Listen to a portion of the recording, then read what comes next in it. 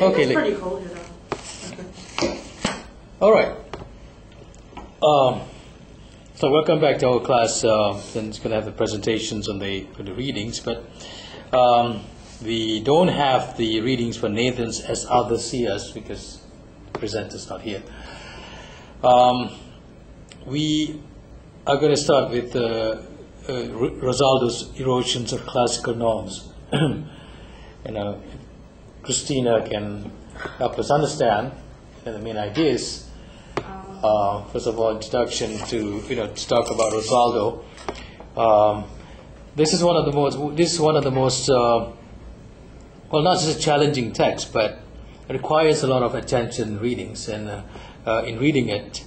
And this is the background. Renato Rosaldo is started off at a Stanford University professor of anthropology.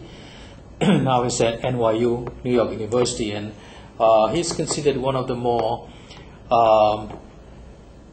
advanced, not so much, one of the more progressive anthropologists who continues the work of the traditional anthropologists and what we consider postmodern ethnography. We will talk about as we move along discussing cultures and all. We talk about what is postmodernity, what is reflexivity, what are the things that are being used in this in this culture that that's being used in this discussion. That's the words, the terms that are current, and then how do we use these terms in this class in looking at what we're going to be writing about, and also what we're going to be discussing throughout the semester. So welcome, Sean. So this is already half of the class. So three. Okay. Well, I'm sure you're going to have a fruitful discussion because it's only this number of people, but you can see that there's so much that's questions and answers that are going to be entertaining.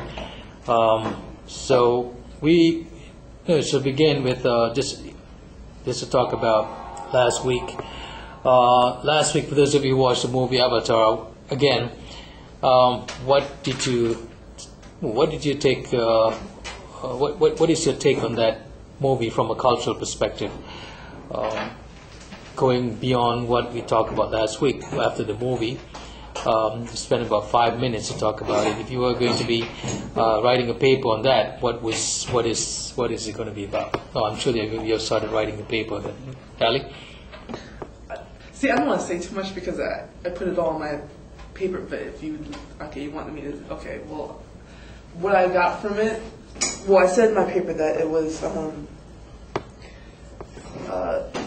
that I saw in it a reflection of what happened during the time period when the Europeans colonized Northern America and the interaction between the Europeans and the Native Americans, during that time period. And I said that that it was the movie was beautifully made but poorly written, and that I can't help but think that there is some type of hidden agenda behind this whole movie. Okay, you said that there's some kind of hidden agenda for that movie, or from the producer, or the story? Is it the plot? Or what is it? I said in my paper that who funds Hollywood? Okay. So that gives you an idea of what I'm talking about. Right.